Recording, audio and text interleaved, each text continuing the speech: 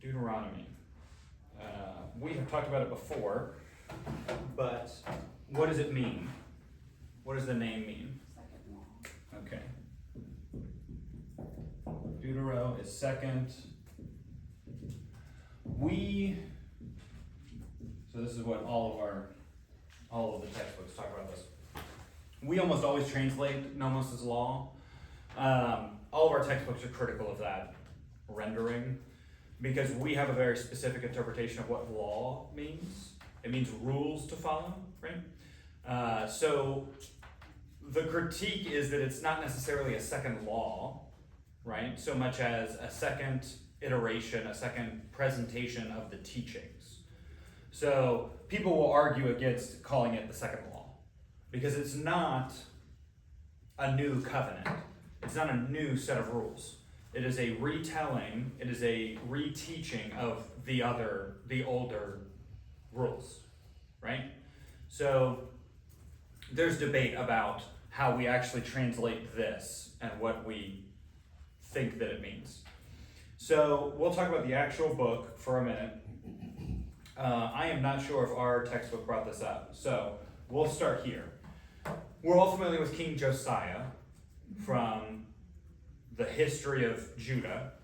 Josiah is one of the few who's attributed with being actually a good king and wanting to do what was right by God, right? So there's this story in 2 Kings where the high priest comes and says, hey, I was digging around in the temple and I found the book of the law. It seems like they had forgotten about it, that it existed.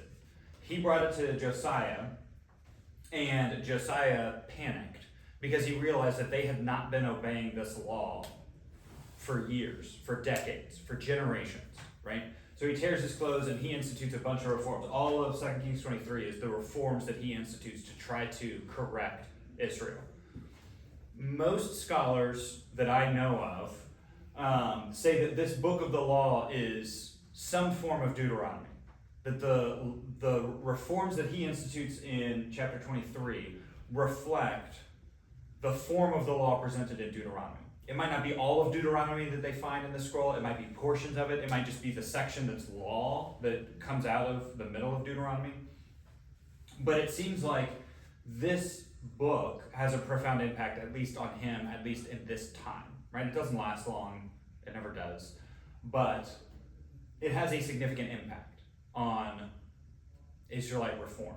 It seems like when they are talking about the law at different points in Israel's history, they are often referring to Deuteronomy. And this is kind of what I wanted to get into, and we alluded to this on Tuesday. We are unsure which was written first. If Deuteronomy was written first, and then the Tetratup, right, the 4 books that come first, if they were written to supplement or to be an introduction or to give more info, background, detail, or if it really was written in the order that we have it, where Deuteronomy was written and intending to be a capstone, intending to be a retelling and a final orders from Moses and a concluding the story. We don't know which way it goes. I think the scholars that I have been reading suggest it could go both ways, but I think they suggest that the first 4 books are written with Deuteronomy in mind, which means that Deuteronomy is written first, according to those ideas. This goes back to what we talked about at the very beginning of this class of we just don't know when these things are actually written. We know that there are fragments, we know that there are oral teachings, that there are traditions that are passed down since Moses' time, right? But we also know that some of them are written way later, right? The book of Genesis, right? Genesis 1, nobody's there, right? That has to have been passed down at a later time. It wasn't written down while it was happening, obviously, right? Like paper and ink don't exist on day 1, and so it's not written down. So the argument is that Deuteronomy existed in some maybe primal form for a long time, and that was what when they do any sort of cultic reform, when they do temple worship, they're thinking about Deuteronomy. And that the laws given in Leviticus, the laws given in Numbers, the stories given in Exodus, those come later when we've got those stories, they exist as oral traditions, we decide to write them down in exile, right? Later, after we've had Deuteronomy kind of written down for a long time, we're in exile and we need to solidify these stories that we have as a culture before we lose them forever, right? So we're going to get together, we're going to tell these stories, and we're going to write them down and establish a firm version of the story. But in this construction, in this version of the history, Deuteronomy has already existed. The text of Deuteronomy has already existed. So when they're writing the laws in Leviticus, they have Deuteronomy that they can look at. Does that make sense? Again, we don't know for sure. That seems to be the consensus for the way that the stories work with each other. Now, the other reason that I bring this up is because Deuteronomy is what is most often quoted in the New Testament when referring to the law, right? We quote Leviticus sometimes, we quote stories that happen in Exodus and Genesis and all these sort of things. But for New Testament authors, they quote the Psalms a lot, which makes sense because the Psalms are huge. They quote Isaiah a lot for obvious reasons. You have Isaiah's missionary call in Isaiah 6, which is quoted everywhere, as well as all of the suffering servant kind of stuff at the end of Isaiah. Deuteronomy is next in terms of just sheer numbers of quotations. Psalms, Isaiah, Deuteronomy. It plays a significant role, which I don't think is a uniquely Christian thing. I don't think Christians in the first century saw something in Deuteronomy that their contemporary Jews missed. I think that it just reflects that Deuteronomy is significant in first century Judaism. So Christians used the text just as much as non-Christian Jews used the text. I think we see this in Qumran, in the Dead Sea Scrolls. The Dead Sea Scrolls refer to Deuteronomy a ton also. Good? Yeah. So let's look at a couple of examples. Jesus' temptation in Matthew 4, they're arguing about Deuteronomy, right? In Jesus' responses to the temptation, the tempter, we call him Satan, right? He's quoting Deuteronomy. Man shall not live on bread alone, which, what is this a reference to in Deuteronomy? Matthew, So in Deuteronomy, in the story, when he says man shall not live on bread alone, what's the... Oh, the manna. This is talking about the manna, right? God's provision of manna every day, right? And then it's not just the manna that is sustaining them, it's God sustaining them, right? We miss that when we're talking about this. But that's particularly pointed when Jesus says that after he's not eaten for 40 days, right? God could provide me with manna, but he doesn't because I'm living off of his presence, right? You should not put the Lord your God to the test. I mean, that's what they do throughout Torah, right? Putting God to the test over and over happens. And then you shall worship the Lord your God. These are all coming from Deuteronomy. Jesus probably could have pulled the same sort of quote from elsewhere, right? Deuteronomy seems to be, I don't want to say it's more important, I don't want to see anything like that. It seems like it's significant in terms of it's front of mind for first century Jews. Good? Paul also has to deal with Deuteronomy and Torah in particular. And so we'll talk about this for a second as well. And we might have talked about these sorts of things at the beginning of this class. Paul uses Deuteronomy to argue that the law, that we as people are unable to obey the law, to maintain the law. He says that all who rely on the works of the law are under a curse because cursed is everyone who doesn't obey, who doesn't abide by all the things written in the book of the law and do them. Right? So the law itself says if you don't obey every rule of the law, you are cursed. This is what Paul argues. So Paul says it's evident that nobody's justified before God by the law because the righteous live by faith, and the law is not faith.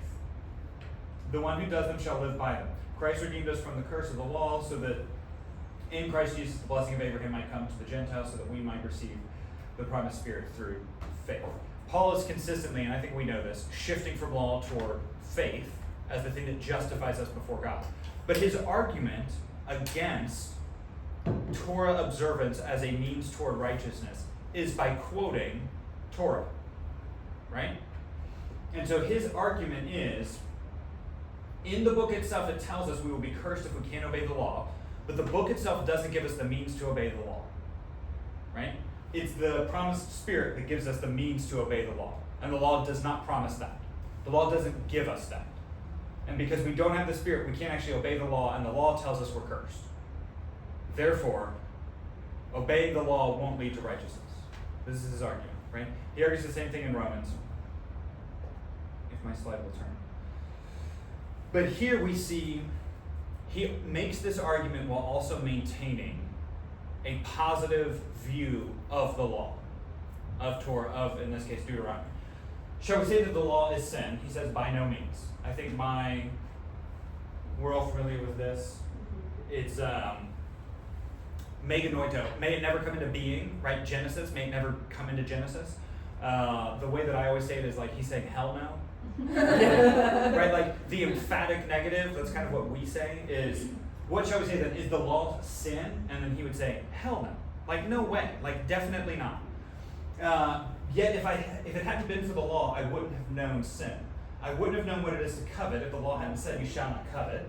But sin, seizing the opportunity through the commandment, produced in me all types of covetousness. For apart from the law, sin lies dead. But sin, seizing an opportunity through the commandment, deceived me, and through it, it killed me. But then he concludes, the law is holy, and the commandment is holy, and righteous, and good. Right? It seems like, the reason I bring this up is, it seems like when he's talking about you shall not covet and the repercussions of this, it seems like he's referring to Deuteronomy's presentation of the Decalogue, of the Ten Commandments. But what he's arguing is the same thing that we saw in Galatians. Obeying the law is not enough because you can't do it. You can try to obey the law, but it doesn't actually do anything to enable you to obey the law. When you come up against the law, because we have a sin issue, coming up against the law is actually worse for us because it makes us more of a lawbreaker. Right? I think we've talked, I don't know if we have actually in this class.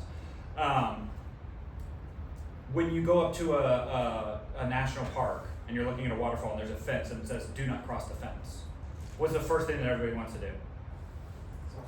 Well, cross the fence. That must be where the best view is, right? If the sign wasn't there saying don't cross the fence, we wouldn't have the impulse to cross the fence, right? But seeing the rule stirs within us rebellion, right? And I think that's how Paul views the law in this place. It's not that the law is doing the wrong thing. The fence, the sign on the fence is there intending to save you, but because we are so deeply corrupt, we are incapable of seeing it as a good thing. We're incapable of benefiting from our encounter with the law, even though the law is holy and righteous and good. How do we feel about all this? Does this have a messianic, I think we talked about it in class theology.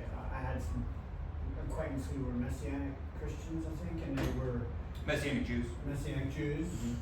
But they believed in Jesus.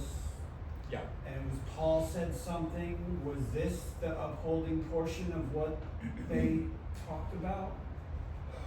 It depends on, I think there are branches within Messianic There was a Judaism. blurb in somewhere, and that was the biggest argument, was, well, Paul said that the law is still, and that was what they're carrying, is they still follow that law. And I was wondering if this is that. That's all. I'm just... The more research, I feel like I've gotten in trouble for saying this before. The more research, the more stuff that I read from like Messianic Judaism scholarship, the less I like it. Okay. My initial impression was that it was a form of Christianity for ethnic Jews who identify Jesus as the Messiah. That's not the case. It is more a denomination that is primarily Gentiles, non-ethnically Jewish people who have decided to obey Torah, which I think is explicitly contrary to Paul. Paul is explicit that Gentiles do not have to obey Torah in order to accept Christ as Messiah. So I'm kind of, I could probably get on board with I don't know the segment that is ethnically Jewish, right. and trying to maintain some aspect of Torah while also acknowledging Christ as the Messiah. Christ is the Messiah. Messiah is the Because the Messiah. one back that you had in Galatians, Mm-hmm. it cursed be everyone who does not abide by all the things written in the book of the law. Right. So we. I'm just saying I'm trying to plug the two because Paul's view of the law has been kind of the hot topic in Pauline scholarship for the last 20 or 30 years. because there have been fundamental shifts in the way that we understand Paul's view of the law in the last 20 or 30 years. And so if you want to get an article published, that's what you write about. Probably 10 years. I don't know if it's still the hottest topic in 2024. But it's been the thing. And this is kind of all up for debate. It's Paul's actual views of the law. The main thing that changed is that we had been, for centuries, Christians had been understanding Paul as a Christian first. And that has come into a lot of critique in the last half century, where people have been arguing, everything that Paul has been saying fits well within first century Judaism, because there's a wide range of first century Jewish interpretations of the law. And Paul fits within all of these. So any critiques that he offers of Judaism are in-family critiques. It's different if I say, the pastor at my church said something and I'm not really on board with it, and I think that he misinterpreted something, so we're going to have a conversation about it. That is different than if I say, the pastor of your church said something wrong and he needs to fix, right? It's different if it's coming from outside. And so the interpretation has been that Paul, as an outsider, is offering vicious criticism of Judaism, right? And that is not the case if you view him as still very much Jewish, which he was, until he died, a practicing Jew, right? So if you view him as inside the house, having a discussion with brothers, that seems much less vicious and much more colloquial, much more charitable. The main thing that Paul believes that gets him outside of Judaism is that the Messiah has arrived, right? That's the difference, is that Paul believes that these things we're talking about have been fulfilled. The promises have been answered in Christ. And his contemporaries don't believe that. They can squabble about, Jesus argues about resurrection of the dead, but that's just to annoy the Sadducees and pit them against the Pharisees. The Pharisees are on board with what Jesus is saying. He's just trying to get them to argue with each other to show that they don't all have the answers. They don't all know what's up. They disagree about each other, and Jesus is in there also disagreeing about something, right? Paul does the same thing. And these sorts of things have been used to say, well, Christianity supersedes, replaces Judaism altogether. We don't need any of it anymore. Which, the logical ramifications of that is, okay, then we don't need our Old Testament anymore, right? We just get rid of all that stuff, and we just have the new stuff, because new is better, and we'll just go with that. But I don't think that's fair either, because Jesus and Paul and all of Jesus' disciples were thoroughly Jewish until they died, right? So, to get back to the Messianic Judaism, I'm just not really on board with Gentiles feeling like they have to conform to law in order to fit in with Christianity. Mm-hmm. That seems explicitly contrary to Paul's arguments elsewhere. It seems explicitly contrary to Acts 15. Apparently that is, it's popular, it's becoming more popular. It's particularly popular from what I understand in different prison systems where people come in and teach in chapels, and they teach that sort of rigorous obedience to Torah for Christians. I've encountered several different people in several different institutions that are all being taught that. So I'm not sure what the connection is there, but it seems to be contrary to the gospel of grace that Paul teaches, right? That we're saved by faith apart from works of the law. Paul seems very critical of people who try to put themselves back under law after accepting Christ. So, makes sense. Any other thoughts or questions on this, on the history of reception, the importance of Deuteronomy?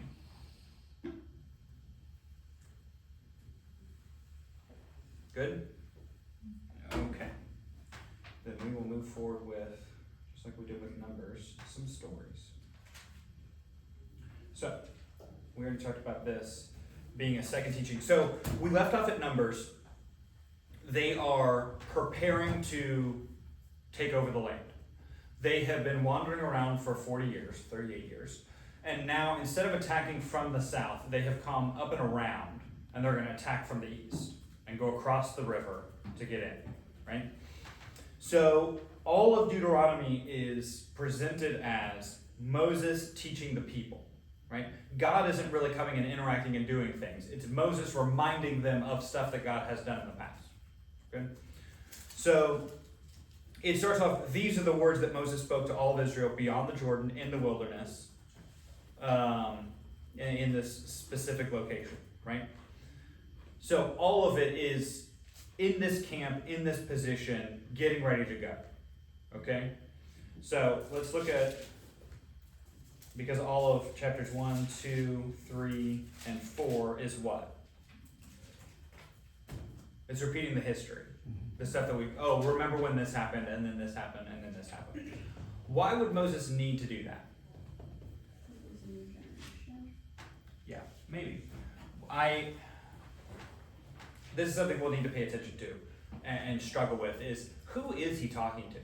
The whole point of the 38 years of wandering is so that the generation that rebelled after the false report would die, so that a new generation would come up to actually take over the land. So who is this that's here, right? The way that Moses speaks, he indicates that these people remember Egypt, right? He indicates that they remember the miracles God performed to get them out, that they remember the miracles he performed in the wilderness, in the wanderings. But the whole point of the wanderings was to get rid of the people that were rebelling. So there's two ways to look at it, I think. One, you remember these things, you remember these things. He's speaking collectively to Israel as a family, as a people, and not necessarily you specifically remember these things. I don't know how much that holds up, because he says at some point, you remember these things, now you have to teach them to your children because they won't see them, right? And if he is speaking collectively, like you remember these things from the stories your parents told you, then he wouldn't have to make the caveat of, well, you have to tell your children because they won't see them like you did, right? The other issue would just be something to do with the ages of the people, right? The people that are rejected are the fighting people between the ages of 20 and 60, right? And so maybe there's something there with, it's these people, this generation are the people that were already born, but were children in Egypt, in slavery. So they remember the things that happened, but they were very young.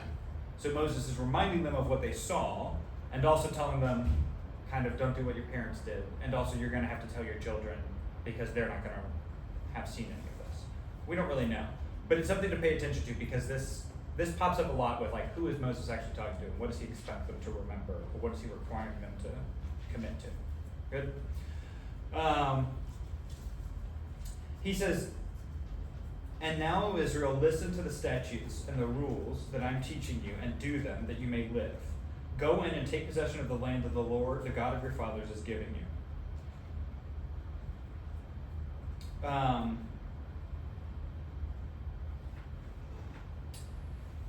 Yeah, that's my note here. It's the stuff we talked about with the you. Is who is he actually talking to? Pay attention to these rules that I'm teaching you, so that you may live. Go ahead. Is it possible that, like, he's talking to, like, people who were actually in Egypt, but it was, like, the remnant of, like, people who were actually faithful, like, believed? Yeah. It's unclear, and it's unclear. I mean, he was old, and he was in Egypt.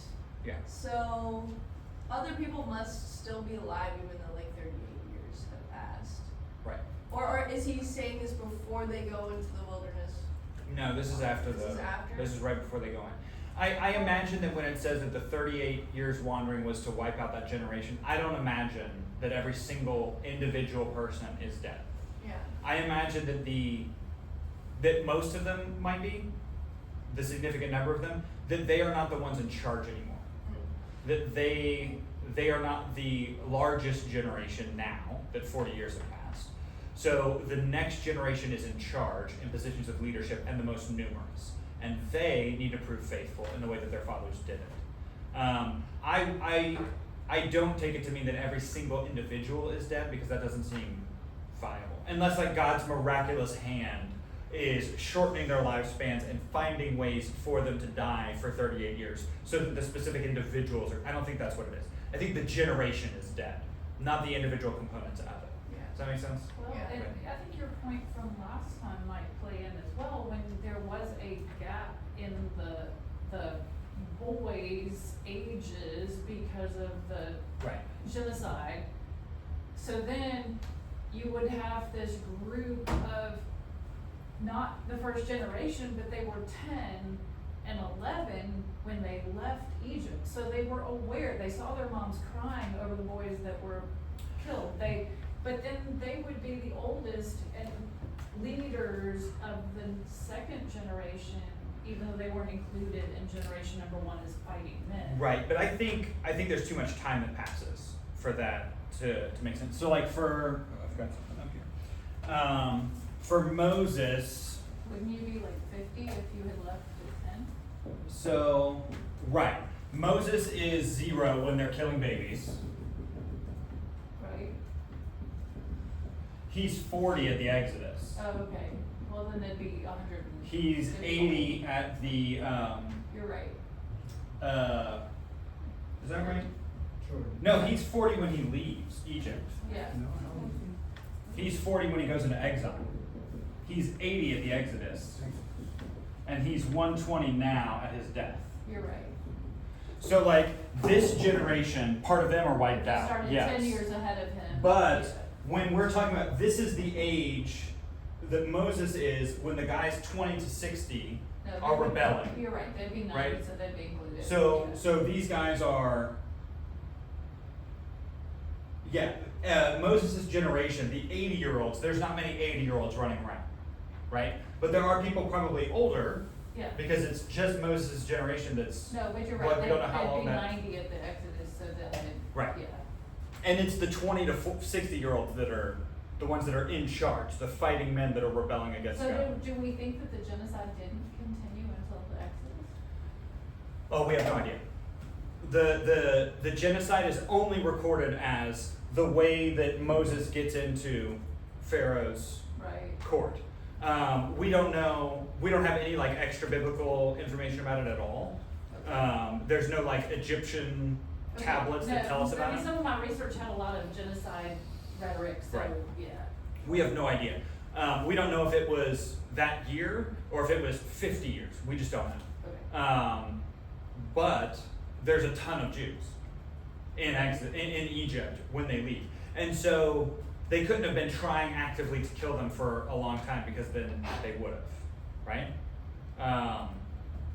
Yeah, it just seems like if they were really trying if they were trying for 40 years to kill Jewish babies, there would not be as many Jews leaving Egypt, I think. So it seems more localized, but I don't know. We have no. Okay, Wait. no, I mean, I think, there was just a lot of genocide rhetoric in my Yeah. research. Yeah. Good on this? So, I would imagine it is something much more like there are still some older people that are in that generation that rebelled, but they no longer have speaking voices. They are no longer active in leading their tribes and leading their families and trying to get everybody else to rebel against God, right? Keep moving. We get a retelling of the 10 Commandments, which I don't know if our textbook got into like, these are the subtle differences between Exodus's telling of the 10 words and Deuteronomy's telling of the 10 words. There are very subtle differences, words are rearranged, and I don't know that we need to put that much significance on those sort of minute changes.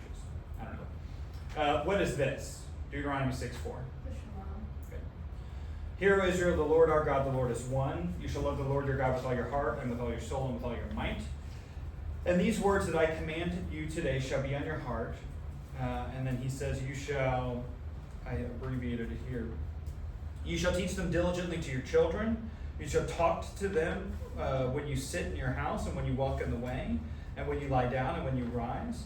You shall bind them as a sign on your hand, and they shall be as frontlets between your eyes, and you shall write them on the doorposts of your house and on your gates. Right? So, what is this talking about? Hear, O Israel, the Lord our God, the Lord is one. What does that mean? He's God alone, like he's the only God. Yeah. It seems like this is introducing a strict monotheism. There are other passages in Deuteronomy that imply that God is a better God than all the other gods. But this is, God is one. He's unique. He is singular. So there's debate in our textbooks and everything else of how monotheistic were the ancient Israelites in Moses' time. Did they believe that Yahweh was the only God, or did they believe that Yahweh was the best God? Those are very different things, right? To believe that Yahweh is better than Baal is one thing. To believe that Baal doesn't exist is different. We know that the people are not always strict monotheists, right? Because they go and worship Baal once they get into the land. They go and worship Asherah. They go and do all of these other things that they're not supposed to be doing. So there is debate about how high that lack of adherence rises. If these sort of texts, when it says the Lord is one, does that just mean that he is unified in purpose? Does that mean that he is singular in terms of being above everything else? Or does that mean that he is the only divinity? There are no other supernatural forces outside of God, right? Those are all very different claims, and people debate about what all of that means. We, having the benefit of 5,000 years of development of arguing about these things, read these and say, well, we know that God is the only God, that Yahweh is the only God. So then we have to reinterpret, what does it mean when they're saying he's better than all the other gods, right? So we come from our monotheistic lens to reinterpret when it says he's better than all the other gods. We take that to mean, yeah, in that he exists and the other ones don't, right? But then we also have to do more work, because we're Christians, of how do Jesus and the Holy Spirit fit into this? If God is one, then Christians are going to come along and say, well, he's one, but actually also three, kind of, but also one for sure, right? And so we have to navigate that and spend 400 years trying to figure out terminology for that. We don't know how committed they are to the strict monotheism that Rabbinic Judaism develops. I would say probably Pharisaic Judaism in Jesus' time is probably strict monotheist. And all Judaism and Christianity now is very much monotheistic. We don't believe that other gods exist at all, right? We don't know how much of that they're committed to. Why else is this important? Besides the monotheism at the top. It's a prayer for them, right? Right. It's a prayer. It is fundamentally important. I think I've got a picture. It'll pop up. It keeps going backwards instead of forwards. Has anybody seen this? This thing here? Yeah, it's What is it? God. I'll be impressed. It's something on they're supposed to put on their door. Yeah. So So it's blurry. I had bad eyesight. It's called a mezuzah, uh, right? So they put them on their doorposts, like attached to the frame. And it is in fulfillment of this, right? So it says in 6:9, you shall write them on the doorposts of your house and on your gates, right? So Jewish homes, even now, obey the Shema by having this attached on their doorframes. So you can see this different places. If you're paying attention, walking around in your neighborhood or wherever, you see these attached. And that's the point of them. Do we know what the symbolism is? I don't. And they're all different. This is just one example that I found. I didn't know if it was like. The way I understand it, some of them are just the block. Some of them, I think, can open and have a scroll put inside them to have the actual text. So they put this text from Deuteronomy 6, I think they put Deuteronomy 11 in them as well, and they can like fasten it closed or something. But some of them, looking at this, I'm pretty sure this is just a block. I don't think there's a way to open it or access it or anything. But this text, oh, do I have the text again? I don't know why I have this text twice. But it is central to Jewish practice, right? For centuries. And that's why I bring it up. One of my textbooks, I don't recall which one, talked about in Qumran, if you're familiar with the Dead Sea Scrolls, we discovered everybody knows what I'm talking about? We discovered these scrolls in the 50s by the Dead Sea, hence the name. And because they were near the Dead Sea, they are well preserved. They are a wealth of ancient documents that give us a whole new insight into what's going on in Second Temple Judaism in particular. It is a specific cult, it's a specific group of people that do not belong to the Jerusalem temple practice. They think that the high priest in Jerusalem is like the Antichrist. They don't use the term, but it's kind of how we would understand it. They think he's the devil. They think he's very wrong on all Jewish practices. So they have formed their own community, the Qumran community, right? One of the textbooks talks about phylacteries that were found there, which the way I understand it are like jars that people are buried with. And they found like 20 of them that have this and Deuteronomy 11 inside, buried with the people. Fundamentally significant, fundamentally important to their religious practice. It's not just rabbinic Jews that developed this 400 years later after Jesus' time. This is something that's going on during Jesus' time. This is something that's fundamentally important for Jews at the time. Good? Let's keep moving forward. Talk about some things. Let's look at 7 and see how we feel about this. Moses is telling the people, when the Lord your God brings you into the land that you're entering to take possession of it and clears many nations away before you, he names them all. And when the Lord gives them over to you and you defeat them, you must devote them to complete destruction. You shall make no covenant with them and show no mercy to them. You shall not intermarry with them, giving your daughters to their sons or taking their daughters for your sons. For they would turn away your sons from following me to serve other gods. And then, if that happens, the anger of the Lord would be kindled against you, and he would destroy you quickly.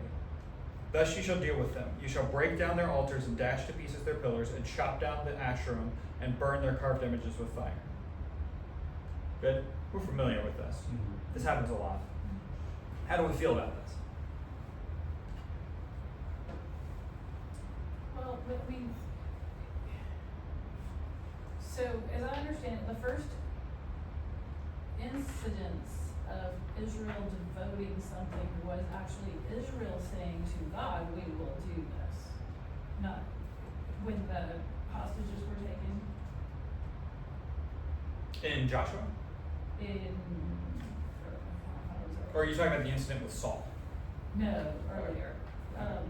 But yeah, when they were taken on the way to somewhere, a group of hostages were taken, and Israel said to God, if you will help us get back the hostages, we promise to annihilate the people who took them. Mm-hmm. So the first incidence of devotion when it appears in the Bible, so it's prior to I should remember better, but I don't. Was Israel? It was Israel's idea, is what I'm saying. So you're saying it's happened before Deuteronomy? Yeah, it was before. You're talking about like Lot? When Lot is kidnapped and Abraham has to go and rescue him? It may be Lot. That Israel says to God, if you will help us get back these hostages, this is earlier. Yeah. But if you'll help us get back these hostages, we promise to annihilate everything. And that's the first example in the Bible. I don't remember that. Is Israel saying to God, we'll devote this, not God saying to Israel, this is your assignment. Yeah, I don't recall.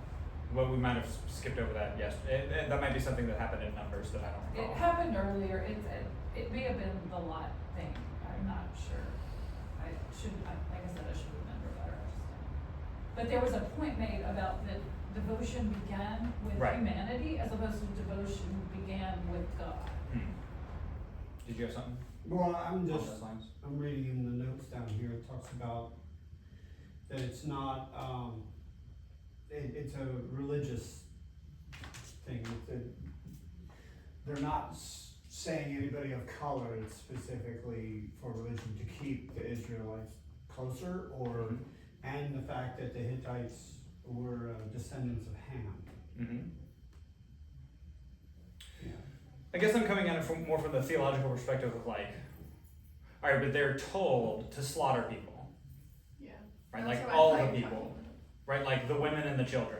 about. But So- isn't it all retribution for prior coming against Israel? I mean, the one Is it? king in is it Joshua or Judges, where the one king right before they killed him goes, "This is my fault. I did Right. it." Right. And I think God says that. God says that during the time when the Israelites are wandering around in the wilderness, Mhm. He is allowing sin to accrue in Canaan, so that when the people come and wipe them out, when Israel comes and wipes the people out, the Canaanites, they deserve to be wiped out because their sin has Yeah. reached its No, and climax. there's there's the verse about, or verses about the child sacrifice Mhm. and the sex with animals, the bestiality, Mhm. as being the fruition of this sin Uh-huh. that's been growing, has gotten to this point where Mhm. they're existing in this world of child sacrifice and bestiality. Mhm. So my question is there a difference in the Canaanites sacrificing their children to Molech and the Israelites coming in and killing their children? Right? Israelites coming in and killing his children. So like the Canaanites are there, they have a 1-year-old child. Yeah. Instead of the Canaanites sacrificing the 1-year-old child to Molech, the Israelites are coming in and killing the 1-year-old child themselves. Well, that goes to our argument from last week. Right. I mean, like, that should be a theological issue for us, Yeah. right? Because, and people point this out a lot. Like, oh, we claim to be evangelicals, we claim to be pro-life, and yet the Bible has a bunch of stories of the Israelites being told by God to go and kill babies, right? Well, and then later during the Davidic time, isn't there there's almost like a war exception written into scripture, like you can kill people like during war, I don't recall. it's sort of okay. Like there's a war exception, but I can't point to where it is. I think, let me first off say, like, I think that this is always like a hard portion of scripture to deal with, especially like as a person who, because I remember when I read through the Bible, like the whole Bible the first time, and reading this and being like, how is that okay? You're killing kids. Yeah. Yeah. And I think it's really easy for us to like harden our hearts and be like, okay, well, like, God wanted that because, you know, his nation was holy and he didn't want, like, even if you have children who are like descended from these people who are I mean, we're all descendants of sin, but who are descendants of like this kind of sin, Mhm. who are Gentiles, it still pollutes the purity of the Israelites and because God says, be holy as I am holy, and how can they be holy if they have someone else who's coming in and like polluting them? This sounds so bad. It does. Um, I mean, no, like, but- I know exactly what you're saying, it is. But that's the problem that we have to deal with. It is. And it is, so Yeah. the best theological answer that I've heard is also one that sounds really bad, is to say, well, the Canaanites deserved it, right? The Canaanites are sinning against God, and we know from Paul what is the wages accrued by committing sin against God? Death. So the only thing that allowed the Canaanites to live as long as they did was the grace of God purchased on the cross, right? And that God owed them nothing in allowing them to continue to live. And he decided the appropriate time to wipe them out, because that was what they deserved, the wages of their sin against God. The other issue is that it's not God doing the wiping out. It's God commissioning his people to do it on his behalf, which adds just another layer of difficulty, right? We don't have to deal with that because we're God's people as Christians, but we are not in the same position as Israel as like a holy nation on earth intended to represent God in that way, as a unified nation of people under, theological kingship, right? So we don't go around killing sinners because God tells us to, the way that Israel did. But it's still, that is not a very helpful answer for people outside of. No, I've church, had people right? that I was trying to witness to just tell me, I can't believe your Bible, this is not, this is not the religion I grew up with. My Christianity didn't have this stuff in it, and of course, they were New Testament only and didn't really Right. know what they're talking about, but I've had people just absolutely reject the whole message over this. But how do you have compassion on people who have a problem with this? Because I think it's easy for us to overlook it and be like, okay, well, this is for a specific time, blah blah blah, whatever. But it is a genuine concern for people. It's not like, so I have a buddy from college who always brought up the story with, is it Alicia? And summoning the 42, the two female bears to maul the 42 children. Yeah. You know what I'm talking about? Yes. Yeah. Mm-hmm. So they always bring up that story of this is a crazy thing that happens in your Bible, and how can you be pro-life, and it's silly, and and there's arguments of well, I don't think they were kids, right? I think they were teenagers. Which doesn't make it okay. It doesn't make it much better, but it's not like the bears are going around, killing 4-year-olds for saying somebody was bald. It's a little different. But when those arguments were brought up, it was not in a genuine seeking, I want to have a conversation about this.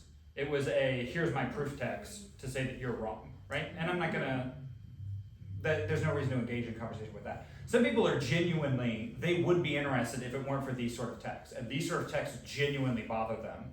And they would like to know, I don't want to say a way around it, but a way to understand what's happening here that doesn't seem completely contrary to all of the morals that we know. That Jesus teaches us. This seems contrary to the morals that Jesus teaches us. From an outsider's perspective, that's their position, right? Would God's response to them and kind of instruction for murder be due to the culture that they lived in, and the instruction that was given in that culture wouldn't be the same instruction that would be given in this culture? I don't know that it would be a cultural difference so much as God always deals with sin in the same way, right? Judgment and death. It is that throughout history, judgment and death have been carried out, distributed by different means, right? God sent the flood, wiped people out, right? That was him doing it, wiping people out in judgment for sin and bringing about death. This is the same thing, except it is God using a different instrument to bring out the judgment and death, right? And then later, when Christ comes on the scene, he doesn't say, none of you will be judged and none of you will face death. He says, it'll happen later, right? Christ says, you are already condemned, you are already experiencing death now, and if you don't believe in me, that will only ever get worse for you, right? And you will experience true death and true judgment later, right? And so Christ doesn't say, you're all good, nobody's going to have death anymore, right? God won't execute judgment on you. He says, it will happen, and it will happen later, and you need to get on board with what's going on before it's too late, right?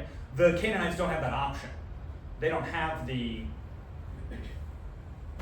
I don't see any mechanism for oh, I don't want to be a Canaanite, I'm going to go and become an Israelite, right? I think there's a couple of people who do, right? You think of Rahab becomes an Israelite, but it's not like the Israelites go up to the town and say, hey, does anybody want to come and join us before we sack the town, right? That's not what happens.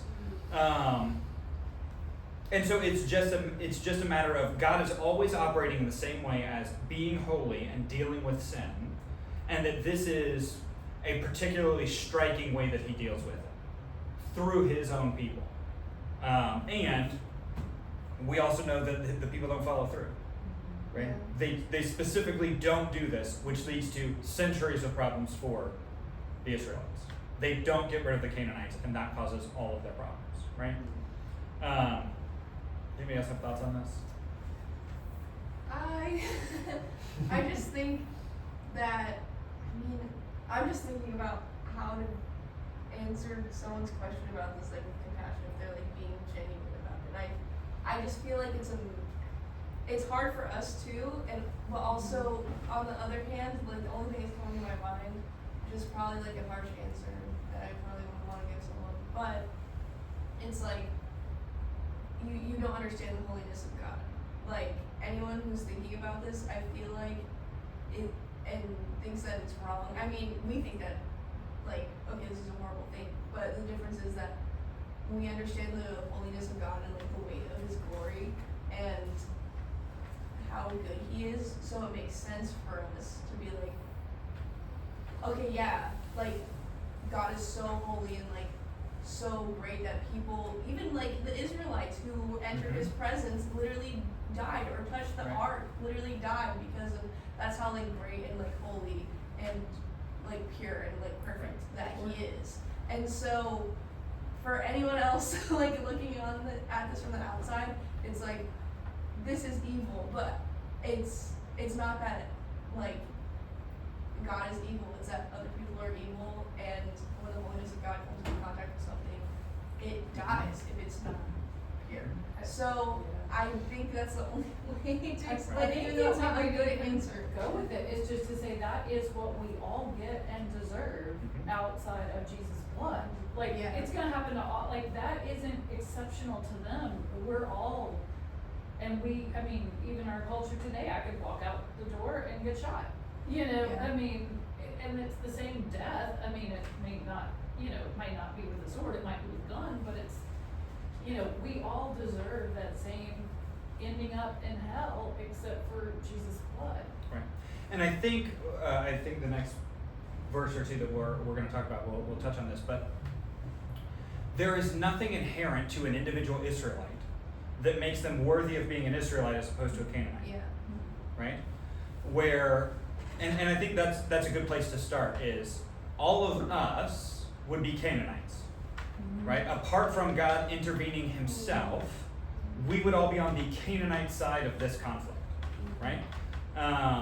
Where we would all be deserving of the death, not the beautiful land flowing with milk and honey, right? Another way to look at it is kind of what I mentioned a second ago. The Canaanites continue to live, and they continue to live in sin, which is mercy purchased for them by whom? By Jesus, right? So even in this, we still see aspects of Jesus dying for these people. The people that God is commissioning His people to go and kill, Jesus is still dying for them. He's still shedding blood for them. That might be a more appealing way to start, is to say, in the same way that Jesus died and shed blood for these people, He died and shed blood for us, right? The only difference is we have an opportunity. We have a chance to respond to that, and the Canaanites didn't really have a chance. They didn't really have an opportunity to respond. We can move from just experiencing mercy that allows us to continue to live in sin to experiencing grace that actually changes the way that we live, right? That will move us from being a Canaanite to being an Israelite, right? I think the next passage that I have, so this is in the same chapter, this is what was striking to me. 1 through 5 is devoting people to destruction. All of the Canaanites are going to die, and you're going to do it. And then comparing that, God's commission against the Canaanites, to how He talks about the Israelites. Why is it that you're going to kill them? It's because you're a holy people to the Lord your God. The Lord your God has chosen you to be a people for His treasured possession out of all the peoples who are on the face of the earth. He chose you and not the Canaanites. That's why this is happening. And it was not because you were more in number than any other people that the Lord set His love on you and chose you. For you are the fewest of all peoples. But it's because the Lord loves you and is keeping the oath that He swore to your fathers, that the Lord has brought you out with a mighty hand and redeemed you from the house of slavery, from the hand of Pharaoh the king. So, listen to this in 7. It's not because you were more numerous that He set His love on you. It's because He loves you. Right? So, the logic is very circular. Why does God love you? God doesn't love you because you're more numerous than everybody else. He loves you because He loves you. Right? That is the only thing that makes the Israelites different than the Canaanites, is that God has chosen them. Which he will repeatedly say is not because you deserve it. It's not because you're more righteous. You're actually a really stubborn people.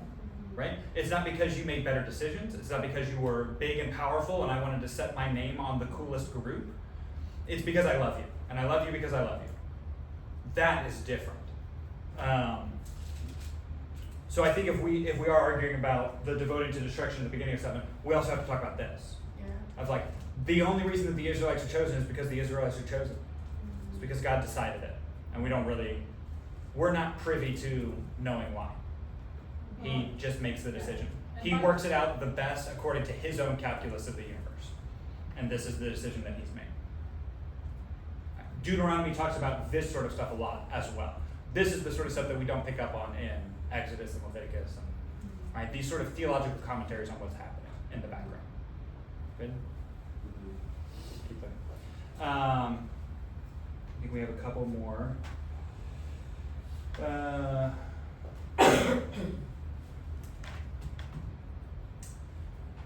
You shall remember the whole way that the Lord your God has led you these 40 years in the wilderness, that he might humble you, testing you for what reason?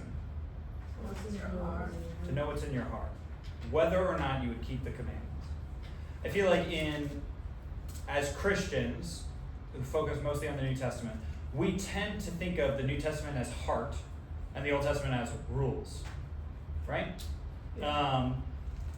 For a lot of like new believers, they hear Jesus say, love the Lord your God with all your heart, mind, and soul, and strength. And they're like, oh, that sounds great.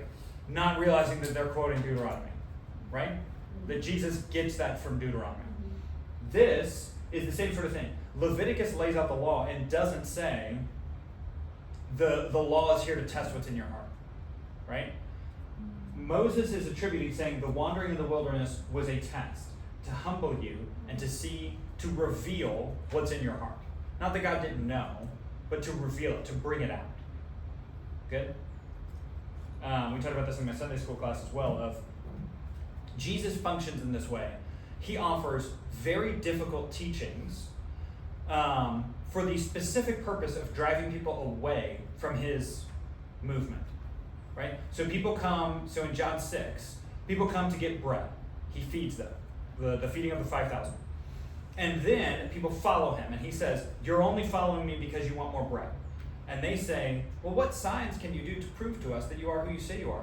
For instance, right, just thinking off the top of my head, our ancestors ate manna in the desert, right? They want more food. That's why they're there. And Jesus says, you're only following me because you want bread. So he goes through this whole long monologue, and it concludes with what? Eat my flesh and drink my blood, which is gross and repulsive and against Torah. And so what happens? Most of the crowd says, this is a hard teaching, we can't follow it, and they leave. And then Jesus comes to Peter and says, are you guys going to leave too? And Peter says, where are we going to go? You have the words of life. You're the Holy One of God. That is exactly what Jesus intended out of his difficult teaching, was to reveal who's actually believing in Jesus, like Peter, like the disciples, and who is only there for the miracles, who's only there to get the food. And Jesus offers this hard teaching to separate those two groups, to reveal who's who. It seems like that's what God is doing here in the desert. In the wilderness, he's revealing the hearts of the people. Good? I know it's I'm not supposed to be talking about John, but... No, you're supposed to be talking about John because then you smile. But the same thing would apply like when Joshua goes to the angel and says, are you for us or against us? And the guy's like, no. Mm-hmm. You gotta be kidding me. Right. I'm not, but at the beginning of the conquest, it's Israel executing judgment on the Canaanites, but by the end of the conquest, it's the Canaanites executing judgment on the Israelites for disobedience. Yep. And we see that throughout, right? Assyria and Babylon, they are all tools of God to chastise his children, right? We see that. We talked about this a second ago. The Lord your God is not giving you this good land to possess because of your righteousness, right? You don't deserve it. Why is God doing it? Why is God giving Israel the land? What is his own reasoning for doing it? And even more important than that, I would say, He promised. promise it to who? Abraham. Uh-huh. And what would happen if he broke the promise? He wouldn't be holy. Yeah. Mhm. So it's not that he's doing it because he loves Israel. He's doing it because he loves himself. Right? Which, if you say that about anybody else in the universe, it sounds arrogant, right? Prideful. But because God is the center of the universe, it would be wrong for God to love anybody else more than he loves himself. Right? Because anything else doesn't deserve the chief love of God the way that God does. Right? God is doing it for his own name, for his own purposes, for his own glory. Right? So when God delivers the land into Israel's hand, it's because he wants to make much of himself. Right? I mean, we see this throughout. The New Testament talks about this all the time. God is trying to glorify Jesus and make much of him. Jesus is trying to glorify the Father and make much of him. That's the whole function, is to raise God up as worthy. Right? So here, God has picked a small group of people who are not moral and righteous and good, but he has picked them and is doing something with them that only God could do, delivering the land that is owned by bigger and better people than Israel. Right? They're taller and they're more pretty and their buildings are beautiful and whatever. Right? And God is delivering them into Israel's hand for his sake. Right? Good? What time is it? 16. Cool.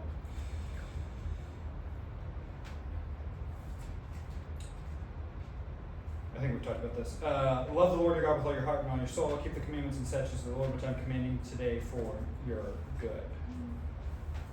We see these same sort of statements repeated, statements about life, about keeping the commandments and statutes, it being for your own good, choosing life, right? These refrains are repeated over and over in the way that Moses is teaching.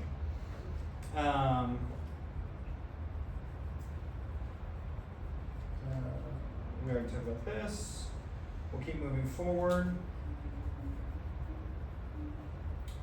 Here we go. Again, I have that one twice. Let's look at this. We've talked about this before in our theology class. So we'll spend a minute talking about it. Deuteronomy holds both of these views in tension.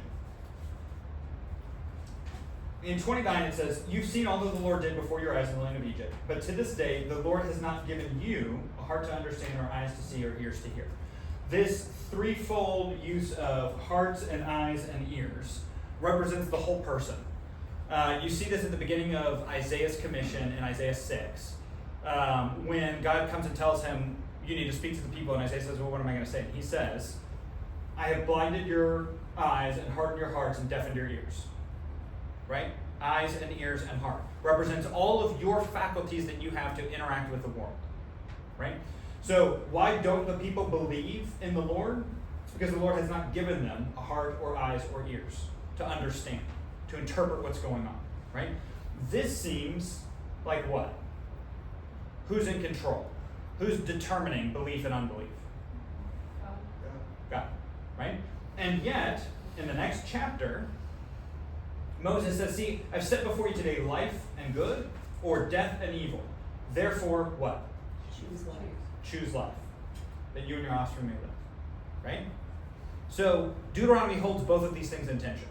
Here, God is the one doing it. God is the one causing or preventing belief. Right? Trust in him. And here, he sets before them an option, a choice, and is telling them which way to choose. What does this imply, though? It implies that they have a real ability to choose. Yeah. Right? And this one doesn't really. Right? Again, we talked about this in our previous class, but this is important because Deuteronomy does not need to resolve the issue for us. The author does not feel any issue putting both of these things right next to each other and just holding them in tension. And it's not going to tell you it's this way, or it's predestination, or it's free will, or whatever it is, right? The book doesn't, it's not obliged to give you the answer, right? One thing implies one interpretation and one thing implies the other, and we just have to go with it, right? I find this very interesting. I don't know if you guys do. I like it. Any thoughts on this? Reminds me of Calvinism versus. Right. That's what we're talking about. Yeah. I just said And predestination and free will instead. I'm always Yeah. going to say it's both. That's just me, though. Yeah. That's like my personality. But like, I just am always going to say like somehow, paradoxically, because God works in paradoxes sometimes, that it's both. We don't know how it's both. We don't know how God can be both in time and outside of time. We don't know any of that. So it's both, in my opinion. It's kind of the blind man and the elephant. They're both describing a correct part of the whole. It's just bigger than that. Go ahead. If Deuteronomy is expected to be written for, or I don't know, like in what order, like before the first 4 books, would we be able to see somewhere where there's chapter 29 and then there's chapter 30, where like they know that they don't get to choose life, but then after they do get to choose life, I don't know if that makes sense. Yeah, I don't know. Because these passages are not necessarily written the way that we think of writing, where somebody sits down and they write chapter 1, and then after that they write chapter 2, right? These could have existed as separate stories for centuries before they're actually written down and collected. We have no idea. But whoever it is, the final editor or author or whatever, who's putting these together, does not have an issue. I mean, they're not a moron. They didn't put two contradictory things right next to each other and not realize that they're contradictory, right? So they had no issue. And I would say that whoever it is that's putting this together and writing them in the way that we have it, this is the person who's inspired by the Holy Spirit. This is the person who has the way that they are recording it is the way that God intends for it to be recorded. And God intends for it to be next to each other without any, like, hey, here's a red flag, this is going to be a contradiction for you. There's no issue with it in the way that God has organized it. Other than that, I have no idea what the history would say about it. We have these same sort of issues in other texts as well, where the text will have two statements, particularly with this free will and predestination stuff. The text, even in the same chapter, will have contradictory statements right next to each other and not give you a way to move forward with it.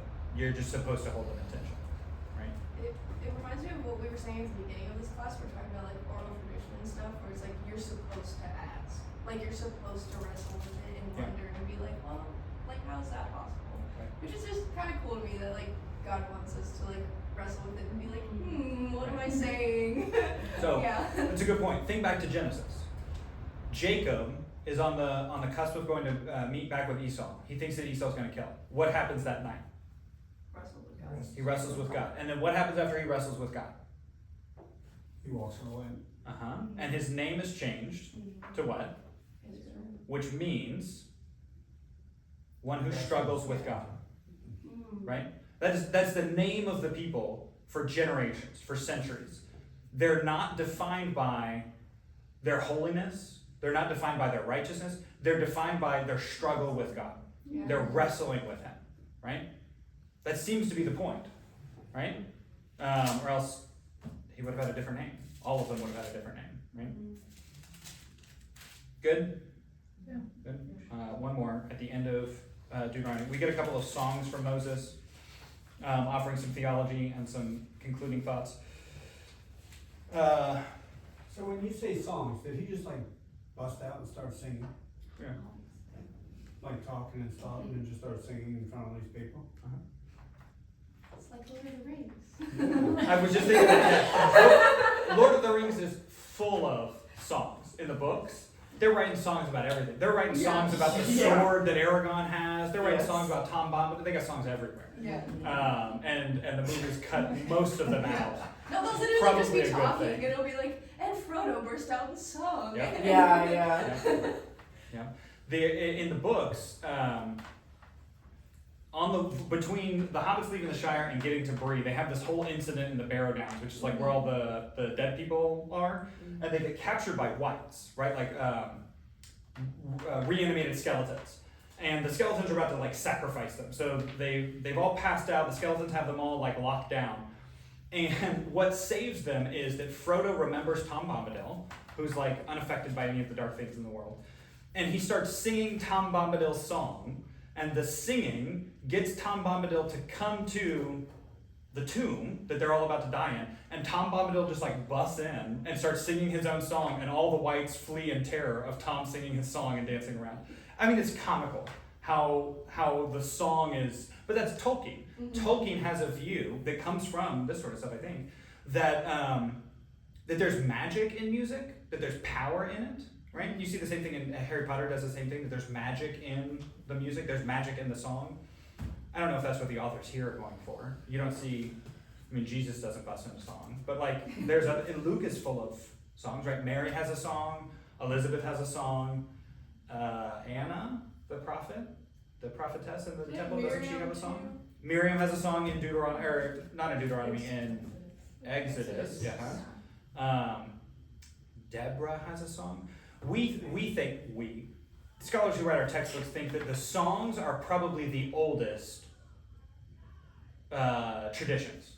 Mm-hmm. That the songs are established before anything else. That Deborah's song and Miriam's song and here Moses' song are much more established and much more stable and long-term than the stuff that's written around them.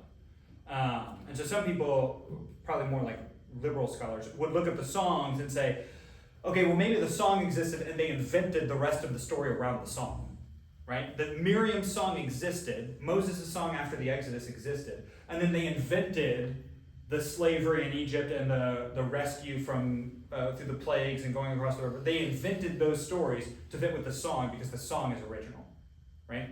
I don't think that's true, but that's the speculation because the songs seem to be so ancient, right, comparatively. So we're at the end of Deuteronomy. Joshua the son of Nun is full of the spirit of wisdom, for Moses had laid his hands on him. So the people of Israel obeyed Joshua and did as the Lord had commanded Moses. And there has not arisen a prophet since in all Israel like Moses, whom the Lord knew face to face. None like him for all the signs and the wonders that the Lord sent him to do in the land of Egypt, to Pharaoh and to the servants of the land, and for all the mighty power and all the great deeds of terror that Moses did in the sight of all Israel. So this tells us that this is written at a time later than Moses, right? Generations later. Because it says, there has not arisen a prophet since in Israel like Moses. So we are removed chronologically from Moses' death. And between Moses' death and now, there has never been anybody like him, right? Moses is defined as a prophet. There aren't other prophets that are running around in Moses' time, right? We don't know of many other people who meet with God face to face like Moses does, right? But this is another instance where people start saying, there hasn't been a prophet since in Israel like Moses. Maybe there will be. Maybe there will be a prophet like Moses who comes later, right? People will pick up on this with David and with Solomon, thinking that they are the fulfillment of these sorts of promises, right? David is a king. He's after God's own heart. He is a singular ruler in the way that Moses was, right? Where he doesn't, he's not fractured, he's not divided, he's of singular purpose in pursuing God. And so people attribute a lot of these like prophetic things to David. We tend to pick up almost all of them and apply them to Jesus kind of alone, right? Even the ones that some people will say are fulfilled by David, we say, yeah, but really, they're fulfilled by Jesus, right? Particularly because there's not been somebody who sees God face to face. We would say that is exemplified in Jesus, right? That's the basis of Jesus' whole argument in John, is you guys are talking about stuff and you don't even know what you're talking about because I've been there. I was in heaven, and I'm the only one who's been down from heaven who could testify about what I've seen. So you have to accept my testimony because none of you have ever gone there, right? Even Moses, who saw God face to face, didn't go to heaven and then come back to tell you what he saw, right? Even Elijah, who goes to heaven, he doesn't come back, right? So in Matthew presents Jesus specifically as the new and better Moses. And he goes through telling the story, particularly in the first 6 or 7 chapters, with that explicit intent of Jesus is doing the same things Moses did, but better, right? He's tempted in the wilderness for 40 days, but he succeeds. He goes up the mountain and delivers a law, right? The Sermon on the Mount, but he delivers it from his own mouth, not needing the authority of somebody else giving him the law the way that Moses did, right? And Matthew crafts the story with that intent in mind, to make you think, oh, this is just like Moses. This is a prophet who's arisen just like Moses, who knew God face to face, except he's doing things differently. He's doing things better. Good?